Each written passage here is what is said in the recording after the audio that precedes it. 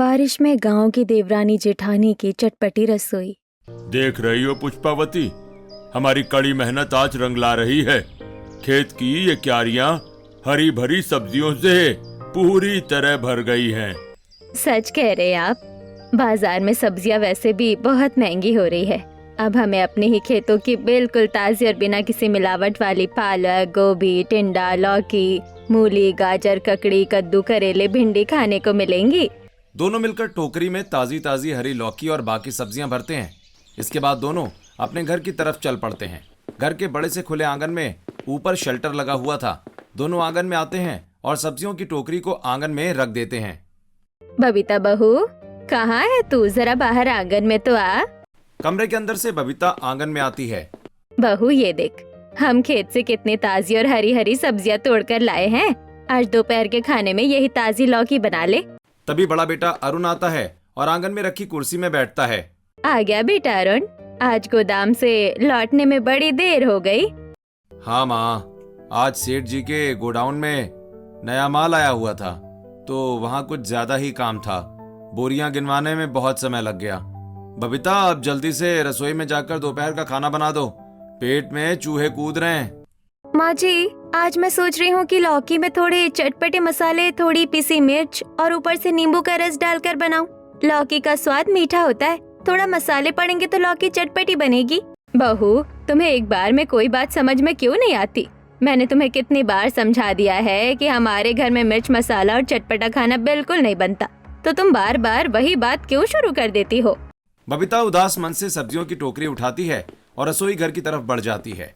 बबीता रसोई में जाकर लौकी को छीलने और छोटे छोटे टुकड़ों में काटने लगती है। हे भगवान, रोज रोज वही बिना मिर्च मसाले का फीका और उबला हुआ खाना। इतनी बार कहती हूँ कि थोड़ा सा तो स्वाद के लिए जीरा, मिर्च या चाट मसाला डाल लेने दो, लेकिन माँ जी हैं कि मेरी एक बात सुनने को तैयार ही नहीं होती। बबीता लौकी के टुकड़ों को पानी से धोती है और कढ़ाई में तेल डालकर हल्का सा नमक और हल्दी डालकर लौकी छौंक देती है। इसके बाद वो जल्दी जल्दी आटा गूंथती है और तवे पर रोटियां सेकने लगती है। साथ ही चावल भी पकाने के लिए चढ़ा देती है। कुछ ही देर में खाना बनकर तैयार हो जाता है। बबीता आंगन में रखी छोटी छोटी चौकियों पर सभी के लिए खाना लगाती है। सभी लोग खाना खाने लगते हैं। तभी पड़ोस में रहने वाली कमला आती है। अरे ओ पुष्पावती बहन, कहाँ हो तुम सब? अरे आ जाओ कमला बहन, अंदर आ जाओ। हम सब खाना खा रहे हैं, तुम भी बैठो और हमारे साथ 2 रोटी खा लो। अरे नहीं बहन, तुम्हारे यहाँ तो हमेशा बिना मिर्च मसाले का बहुत ही फीका खाना बनता है। हम तो खूब तीखा, चटपटा और मसालेदार खाना खाने वाले लोग हैं। रहने दो, तुम लोग अपना खाना खा लो, मैं शाम को तुम्हारे घर आऊंगी। आइए चाची जी, मैं आपको बाहर दरवाजे तक छोड़ आती हूँ। बबीता पीढ़े से उठती है और कमला के साथ साथ दरवाजे तक जाती है। फिर बबीता धीरे से कमला से बात करने लगती है। वैसे चाची, आपके घर में तो रोज खूब चटपटा और तीखा खाना बनता होगा ना? हाँ बहू, हमारे यहाँ तो बिना तीखे और चटपटे खाने के किसी के गले से निवाला नीचे उतरता ही नहीं। सच में चाची, आप लोग बहुत खुशनसीब है कि रोज चटपटा खाना खाते हैं। हमारे यहाँ तो बस वही उबला और फीका खाना नसीब होता है। मैं तेरी परेशानी समझ सकती हूँ बहू, तू बिल्कुल चिंता मत कर। मैं अपने घर से अपनी बहू राखी के हाथ से तेरे लिए कुछ बढ़िया चटपटा बनवा कर भिजवा दूंगी। सच चाची, आपका बहुत बहुत धन्यवाद।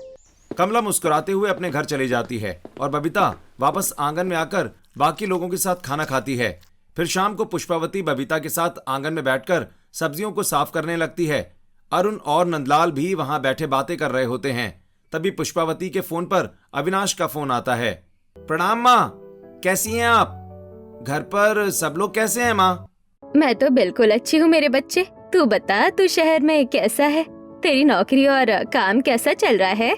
हाँ माँ, मेरा काम यहाँ शहर की कंपनी में बहुत बढ़िया चल रहा है।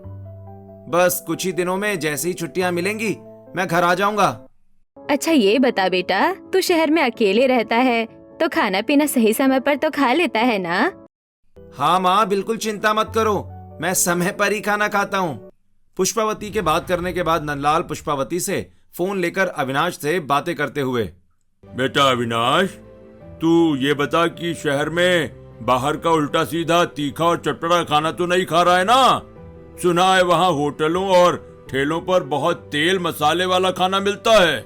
अरे नहीं नहीं पिताजी, मुझे अच्छी तरह पता है कि हमारे घर का कितना कड़ा नियम है। तीखा और चटपटा खाना सभी के लिए खाना मना है। हाँ बेटा, बस यही ध्यान रखना। हाँ? अविनाश पूरी बात करके फोन रख देता है और बड़े रेस्टोरेंट में अपने सामने रखे चटपटे चाउमीन और बर्गर को देखकर अपने सामने बैठी सुरुचि से, सुरुचि सुना तुमने, मम्मी पापा फोन पर भी तीखे और चटपटे खाने को लेकर कितना समझा रहे थे। हाँ, मैंने सब सुन लिया।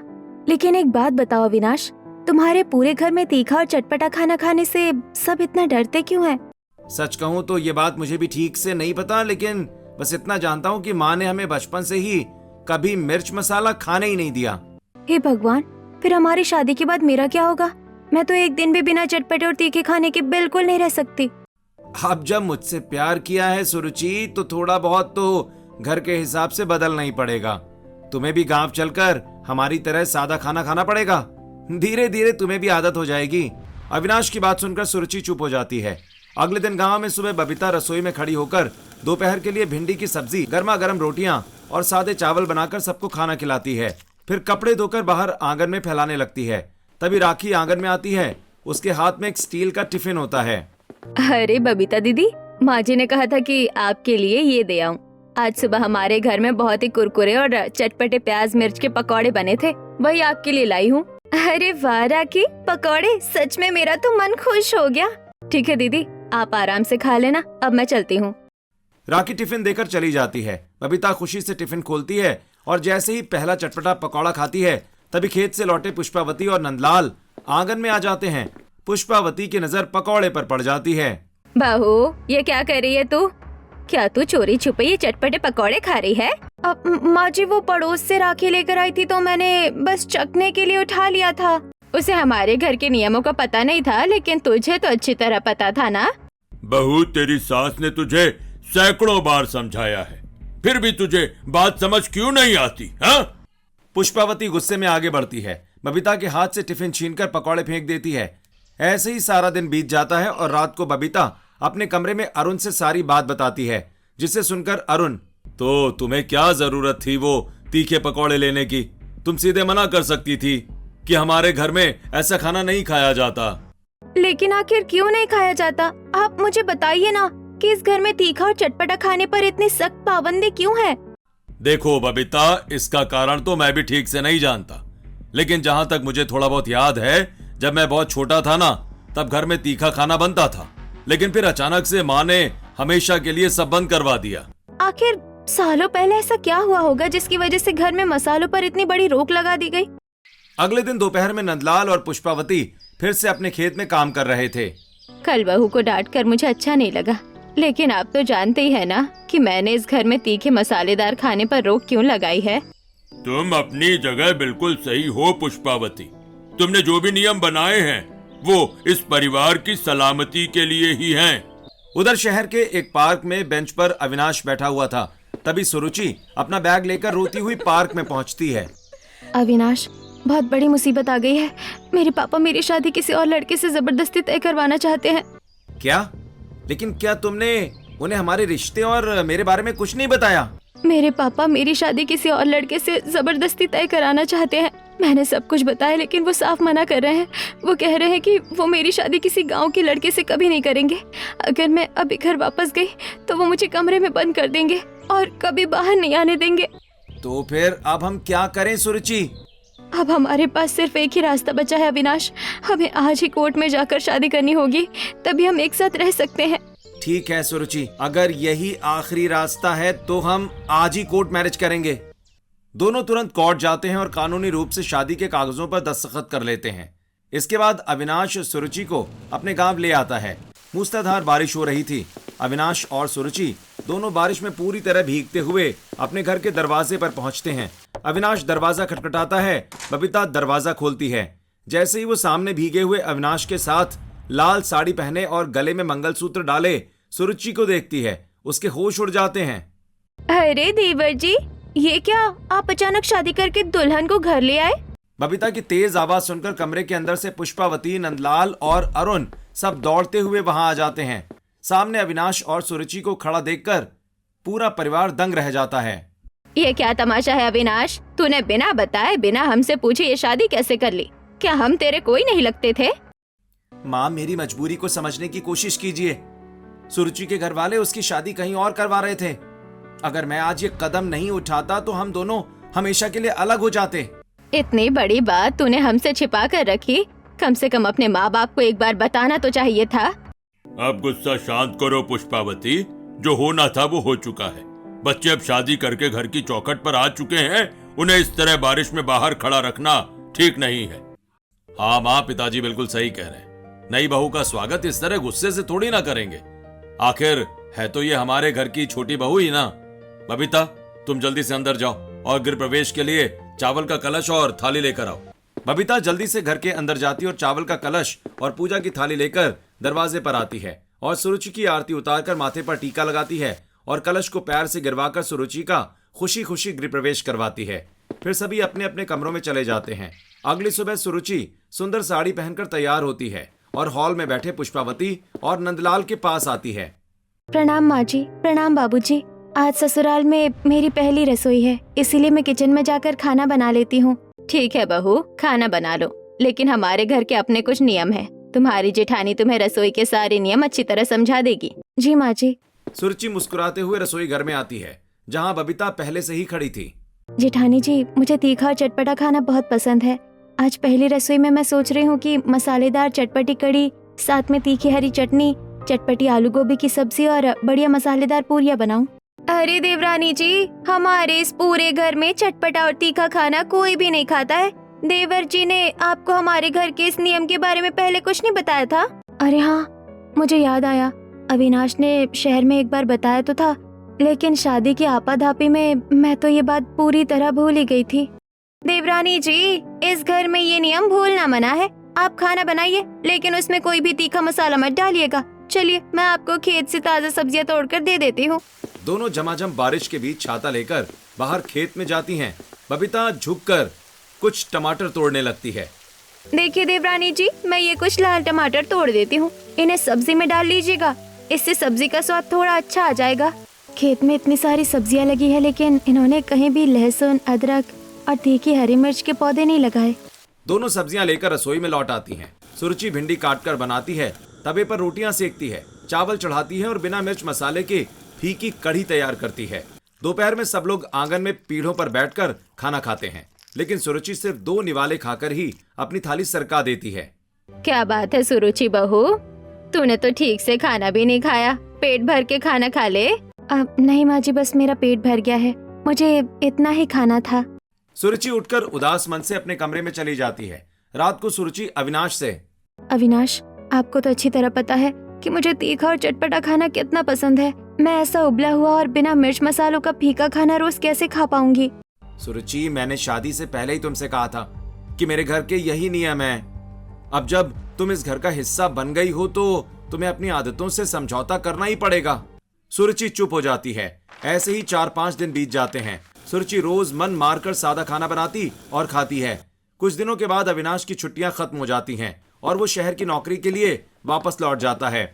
एक दिन सुबह रसोई में काम करते हुए बबीता बाहर आकर पुष्पावती से कहती है, माँ जी, रसोई में दाल और बाकी का कुछ जरूरी राशन खत्म हो गया है। क्या मैं गांव के चौराहे वाली दुकान से सामान ले आऊं? कहीं बहू अकेले जाकर कोई तीखा मसाला ना ले आए। अरे नहीं बहू, तू अकेले मत जा, रुक, मैं भी तेरे साथ चलती हूँ और छोटी बहू सुरुचि को भी साथ ले लेते हैं। तीनों औरतें गांव के बाजार की ओर निकल पड़ती हैं। वो किराने की दुकान पर पहुंचती हैं। पुष्पावती और बबीता दाल, तेल, नमक तौलवाने में व्यस्त हो जाती हैं। सुरुचि दुकान के शेल्फ पर रखे चटपटे मसालों के पैकेटों को देखती है। सामान लेकर जब वो कुछ कदम आगे बढ़ती है तो सुरुचि अचानक रुक जाती है। अरे माँ जी, मेरा रेशमी रुमाल तो शायद उसी दुकान पर गिर गया है। आप दोनों यही रुकिए, मैं बस 1 मिनट में दौड़कर लेकर आती हूँ। ठीक है बहू, जल्दी से लेकर आ। सुरुचि तेजी से दुकान में वापस जाती है और दुकानदार से फुसफुसाते हुए कहती है, भैया जल्दी से मुझे एक चाट मसाले का पैकेट, थोड़ा सा प्याज लहसुन का सूखा पाउडर और 2 पैकेट तीखी लाल मिर्च के साथ कुछ मैगी के पैकेट दे दीजिए। दुकानदार सामान देता है। सुरुचि पैसे देकर उन मसालों को अपने पर्स में छिपा लेती है और वापस आकर कहती है, चलिए माँ जी, रुमाल मिल गया, अब घर चलते हैं। सभी घर लौट आते हैं। फिर दोनों बहुएं मिलकर रसोई में बिना मसालों की सादी पालक की सब्जी और रोटियां बनाती हैं।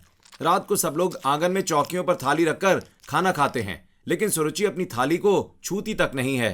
क्या बात है छोटी बहू, तुम खाना क्यों नहीं खा रही? हाँ? क्या तबीयत ठीक नहीं है? नहीं पापा जी, वो आज अचानक मेरे पेट में थोड़ा दर्द हो रहा है, इसलिए अभी खाने की बिल्कुल इच्छा नहीं है। हमारे घर में इतना हल्का और सादा खाना बनता है, फिर भी तुम्हारे पेट में दर्द कैसे हो सकता है बहू? पता नहीं माँ जी, कभी कभी गैस या दर्द हो जाता है। अगर रात में मुझे थोड़ा आराम लगेगा तो मैं खुद कुछ बनाकर खा लूंगी। ठीक है बहू, तू जाकर कमरे में आराम कर। सुरुचि अपने कमरे में चली जाती है। रात के करीब 11 बज चुके हैं। सुरुचि दबे पांव अपने कमरे से बाहर निकलती है और अपना पर्स लेकर चुपचाप रसोई में जाती है और गैस चूल्हा जलाती है। वो बर्तन में पानी चढ़ाती है और उसमें मैगी के साथ तीखी लाल मिर्च, चाट मसाला, लहसुन, प्याज का पाउडर और सॉस डालकर तेज तड़का लगाती है और मैगी बनाकर खाने लगती है। रसोई में चटपटी खुशबू फैल जाती है। तभी बबीता रसोई में आती है। ये क्या देवरानी जी, आधी रात को आप रसोई में ये क्या कर रही हैं? अरे जेठानी जी, मुझे माफ कर दीजिए, मुझसे रहा नहीं गया। मेरा कुछ चटपटा खाने का बहुत मन कर रहा था, इसलिए मैंने मैगी बना लिया। प्लीज आप माँ जी को मत बताना, मैं इसे चुपचाप हटा देती हूँ। अरे देवरानी जी डरिए मत, सच कहूँ तो मुझे भी चटपटा खाना बहुत पसंद है। वो तो बस ससुराल के कड़े नियमों की वजह से मैं मन मार कर सादा खाना खाती हूँ। अरे सच में जेठानी जी, अगर ऐसी बात है तो डरना कैसा। चलिए आइए हम दोनों मिलकर इसे खाते हैं। सुरुचि मैगी की प्लेट उठाती है और दोनों चुपचाप देवरानी के कमरे में चली जाती हैं। कमरे का दरवाजा अंदर से बंद करके दोनों बिस्तर पर बैठकर गर्मा गर्म तीखी मैगी का लुत्फ उठाने लगती हैं। आहा, आज इतने सालों बाद ऐसी चटपटी मैगी खाकर तो सच में मेरी आत्मा तृप्त हो गई। देवरानी जी, क्या गजब का स्वाद है। जेठानी जी, आपको भी तो चटपटा खाने की कितनी तलब होती होगी ना? बहुत होती है देवरानी जी, लेकिन क्या करूं, ससुराल में किसी को कहने की हिम्मत ही नहीं होती थी। अब आप बिल्कुल फिक्र मत कीजिए जेठानी जी, अब से हम दोनों रोज इसी तरह रात को चोरी छुपे कुछ न कुछ चटपटा बनाकर खाया करेंगे और किसी को कानो कान खबर भी नहीं होगी। बिल्कुल सही कहा आपने, अब से हम दोनों इस चटपटी रसोई की पक्की साझेदार है। दोनों हंसते हुए पूरी मैगी चट कर जाती हैं और बर्तन छिपाकर रख देती हैं। अगले कुछ दिनों तक दोनों बहुएं इसी तरह सास ससुर से छिपकर कभी चटपटी चीजें तो कभी मसालेदार नाश्ता बनाकर कमरे में मजे से खाती रहती हैं। एक दिन दोपहर में अचानक काले बादल घिराते हैं और मूसलाधार झमाझम बारिश शुरू हो जाती है। पुष्पावती बाहर कमरे से निकलकर आंगन में आती हैं। अरे बहुओं, देखो तो बाहर कितनी झमाझम बारिश हो रही है। ऐसा करो कि तुम दोनों रसोई में जाओ और पूरे परिवार के लिए बिना मिर्च के सादे बेसन के गरम गरम पकौड़े बना लाओ और साथ में चाय भी बना लेना। बबीता और सुरुचि एक दूसरे की तरफ देखकर मुस्कुराती हैं और तुरंत रसोई में चली जाती हैं। दोनों जल्दी से बेसन का घोल बनाती हैं और गर्मा गर्म सादे पकौड़े तलकर प्लेटों में सजाती हैं। उसके बाद सुरुचि चाय चढ़ाते हुए बबीता से, चाय में जब तक अदरक ना हो तब तक चाय का मजा ही नहीं आता। हाँ, लेकिन हमारे ससुराल वालों को खाने में तो छोड़ो, चाय में भी मसाला पसंद नहीं है। दोनों बहुएं आंगन में चाय और पकौड़े लाकर सभी को परोस देती हैं। सभी चाय और पकौड़े का आनंद लेने लगते हैं। अरे बबीता, सुरुचि, तुम दोनों भी तो बैठो और हमारे साथ ये पकौड़े खाओ। आप लोग खाइए, हम दोनों अपने लिए बाद में गरम गरम बेसन के पकौड़े तलकर खा लेंगे। ठीक है बहू, लेकिन पहले ये एक प्लेट पकौड़े ले जाकर पड़ोस वाली कमला बहन के घर दे आओ। जी माँ जी। बबीता और सुरुचि छाता लेकर पड़ोस में कमला के घर पहुंचती हैं। दरवाजे पर आती हैं। चाची जी, सासू माँ ने आपके लिए गर्मा गर्म पकौड़े भेजे हैं। अरे बहू, तुम ये पकौड़े क्यों लेकर आई हो? तुम्हारे घर के ये बिना मिर्च मसाले और बिना लहसुन अदरक के फीके पकौड़े कौन खाएगा? इनमें तो कोई स्वाद ही नहीं होगा। क्या करें चाची जी, सासू माँ की तरफ से घर में मिर्च मसाला डालने की इजाजत नहीं है। जैसा बना है वैसा हम ले आए। कोई बात नहीं माँ जी, हम एक काम करें, तीखी लाल मिर्च और लहसुन की चटपटी चटनी पीसेंगे और उसके साथ डुबो डुबो कर ये पकौड़े खा लेंगे। दोनों बहुएं खाली प्लेट लेकर वापस घर लौटती हैं। नंदलाल, अरुण और पुष्पावती पकौड़े खाकर अपने अपने कमरों में आराम करने जा चुके हैं। जेठानी जी चलिए, अब हम अपना असली काम शुरू करते हैं। सुरुचि जल्दी से अपने कमरे से अपना पर्स लेकर बबीता के साथ किचन में आती है। बेसन का बचा हुआ घोल स्लैब पर रखा था। सुरुचि अपने पर्स से चाट मसाला, पिसी लाल मिर्च, गार्लिक पाउडर, अनियन पाउडर और नींबू का रस निकालकर उस घोल में मिला देती है। बबीता कढ़ाई में तेल गर्म करती है और दोनों मिलकर बेहद तीखे, लाल और कुरकुरे पकौड़े तलने लगती हैं। दोनों बहुएं गर्मा गर्म पकौड़े प्लेट में निकालकर स्लैब के पास खड़े होकर खाने लगती हैं। तभी अचानक पुष्पावती सीधे रसोई के दरवाजे पर आ खड़ी होती है। क्या बात है बहू, रसोई में इतनी तीखी और चटपटी खुशबू क्यों आ रही है? ऐसा लग रहा है जैसे यहाँ कोई मसालेदार चीज बन रही हो। अरे नहीं नहीं माँ जी, कुछ चटपटा नहीं है, हम तो बस वो सादे पकौड़े बचे थे वही तल कर खा रहे थे। अच्छा, जरा मुझे भी एक पकौड़ा चखने के लिए दो, मैं भी तो देखूं कि इतनी तेज महक किस चीज की है। बबीता डर के मारे कांपते हुए अपनी प्लेट पुष्पावती की तरफ बढ़ाने लगती है। सुरुचि जानबूझकर बबीता की कोहनी पर धक्का मार देती है। हाथ से प्लेट का पकौड़ा छूटकर नीचे फर्श पर गिर जाता है। अरे रे माँ जी, रुकिए, मैं इसे बाहर फेंक देती हूँ और आपके लिए नया पकौड़ा तल देती हूँ। नहीं नहीं, अब रहने दो, मुझे नहीं खाना। लेकिन तुम दोनों ध्यान रखना, इस घर में तीखा और चटपटा खाना बिल्कुल नहीं बनना चाहिए। पुष्पा बाहर चली जाती है। उफ, आज तो बाल बाल बच गए जेठानी जी। अगर वो एक निवाला भी चख लेती तो आज घर में महाभारत हो जाती। बबीता चैन की सांस लेती है। दोनों पकौड़े खाती हैं, अपने अपने कमरे में चली जाती हैं। ऐसे ही कुछ दिन और बीत जाते हैं। दोनों देवरानी जेठानी की गुप्त चटपटी रसोई का सिलसिला यूं ही चलता रहता है। एक दिन सुबह पुष्पावती और नंदलाल तैयार होकर आंगन में आते हैं और अपनी दोनों बहुओं से, बहुओं, आज गांव के बड़े मंदिर में विशेष पूजा और भंडारा है। हम दोनों वहीं जा रहे हैं और दोपहर का खाना भी वहीं प्रसादी में करेंगे। हम शाम तक ही लौटेंगे। ठीक है माँ जी, आप दोनों आराम से दर्शन करके आइए। सास ससुर के घर से बाहर निकलते ही आसमान में फिर से काले बादल घिराते हैं और तेज झमाझम बारिश शुरू हो जाती है।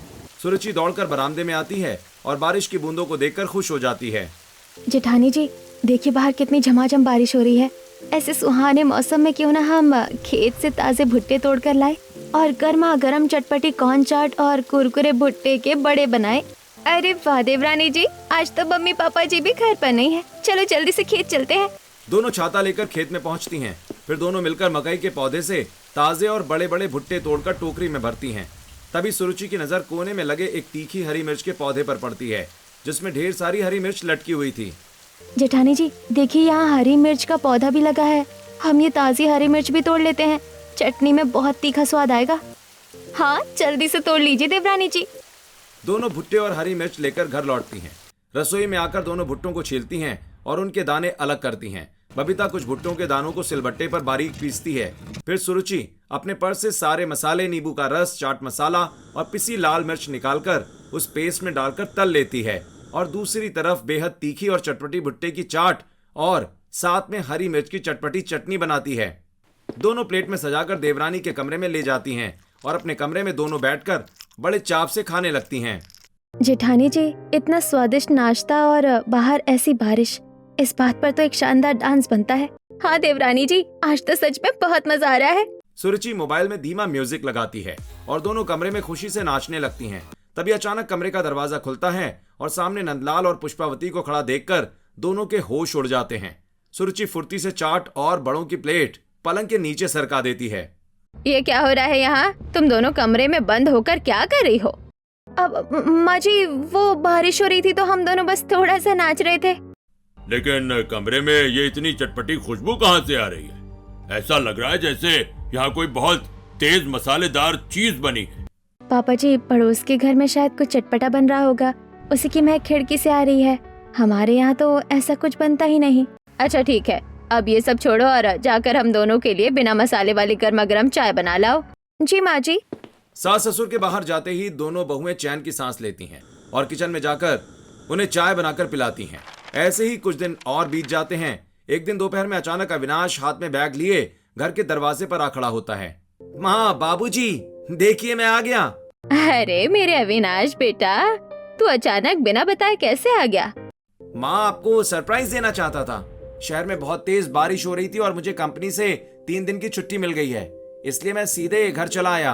अरे वाह भाई, छोटा भाई इतने दिनों बाद घर आया है तो इसके आने की खुशी में आज कुछ तो बढ़िया बनना चाहिए।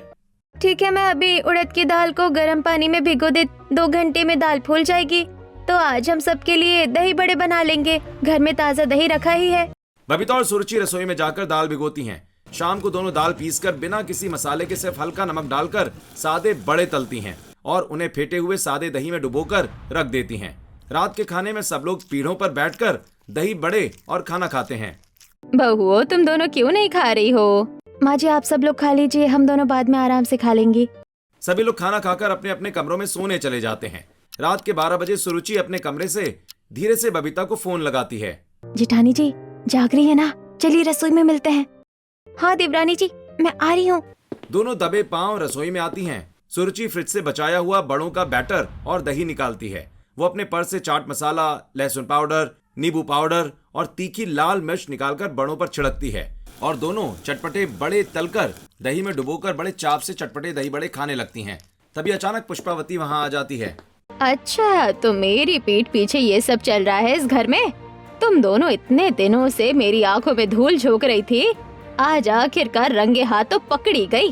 पुष्पावती के जोर जोर से चिल्लाने की आवाज सुनकर नंदलाल, अरुण और अविनाश सब हड़बड़ाकर आंगन में जमा हो जाते हैं।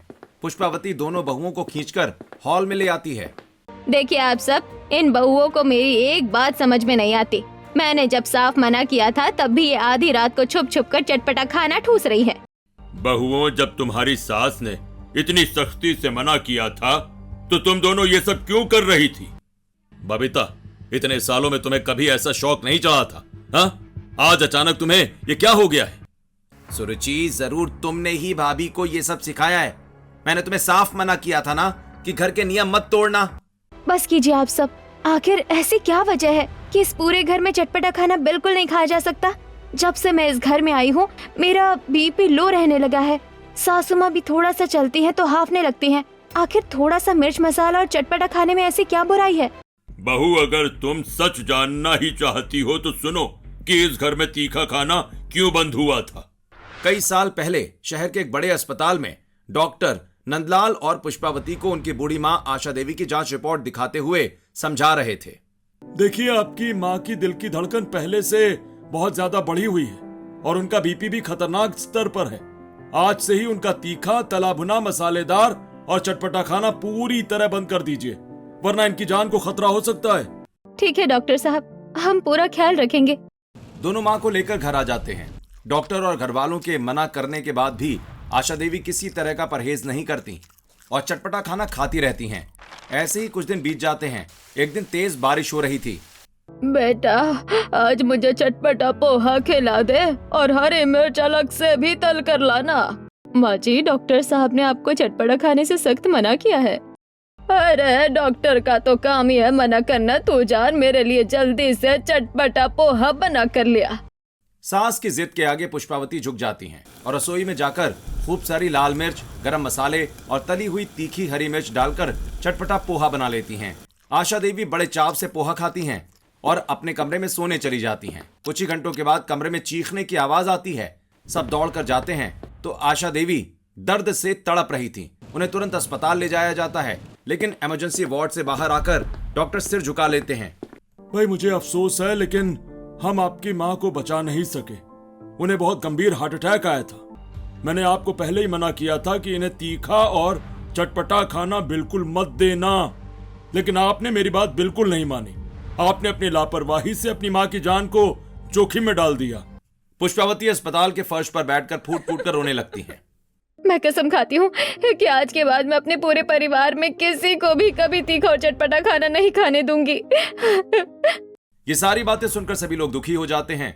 तब सुरुचि आगे बढ़कर, मुझे माफ कर दीजिए माँ जी, मुझे ये पुरानी बात नहीं पता थी। मैंने आपको बहुत गलत समझा। कोई बात नहीं बहू, मैं बस अपने परिवार को खोने से डरती थी। पुष्पावती उदास होकर अपने कमरे में चली जाती हैं। अगली सुबह सुरुचि रसोई में जाती है और अपने हाथों से संतुलित मसाले डालकर, हल्की मिर्च और स्वादानुसार चाट मसाला डालकर बेहद स्वादिष्ट और चटपटा खाना तैयार करके आंगन में सभी को परोसती है, जिसे देखकर पुष्पावती गुस्सा होते हुए, छोटी बहू, सब कुछ जानने के बाद भी तुमने फिर से चटपटा खाना बना दिया। माँ जी, अगर सड़क पर किसी गाड़ी का तेज रफ्तार की वजह से एक्सीडेंट हो जाए तो हमें गाड़ी की स्पीड कम करनी चाहिए या हमेशा के लिए गाड़ी चलाना ही छोड़ देना चाहिए? जाहिर सी बात है, हमें गाड़ी की स्पीड कम करनी चाहिए। यही बात तो मैं भी आप सबको समझाने की कोशिश कर रही हूँ माँ जी। सालों पहले जो हुआ वो एक बहुत बड़ा हादसा था, लेकिन उस डर की वजह से हम हमेशा के लिए मसालों को बंद नहीं कर सकते। हम मिर्च मसालों को पूरी तरह बंद करने के बजाय उन्हें संतुलित और कम मात्रा में तो इस्तेमाल कर ही सकते हैं। भगवान ने हमें ये अनमोल जीवन दिया है। अगर हम रोज बेस्वाद और उबला खाना खाकर जिंदगी काटेंगे तो ये अपने साथ नाइंसाफी होगी। तुम बिल्कुल सही कह रही हो छोटी बहू। डर के मारे मैंने पूरे परिवार का स्वाद ही छीन लिया था। आज से मैं किसी को नहीं रोकूंगी। बस तुम हमेशा ऐसे ही संतुलित और सेहतमंद खाना बनाना। जी माँ जी, मैंने इसमें बिल्कुल संतुलित मसाले डाले हैं जो सेहत को नुकसान भी नहीं पहुँचाएंगे और स्वाद भी लाजवाब देंगे। नंदलाल, पुष्पावती, अरुण, अविनाश, बबीता और सुरुचि सब एक साथ पीढ़ों पर बैठकर मुस्कुराते हुए भोजन करने लगते हैं। वाह भाई सुरुचि बहू, आज कई सालों के बाद ऐसा स्वादिष्ट भोजन खाकर मन सच में तृप्त हो गया। न ज्यादा तीखा है और न ज्यादा फीका, बिल्कुल लाजवाब है। सच में भाभी और सुरुचि, आज के खाने ने तो दिल जीत लिया। पूरा परिवार हंसते मुस्कुराते हुए साथ में भोजन का आनंद लेता है और घर की रसोई में फिर से खुशियों और चटपटे स्वाद की बहार लौट आती है।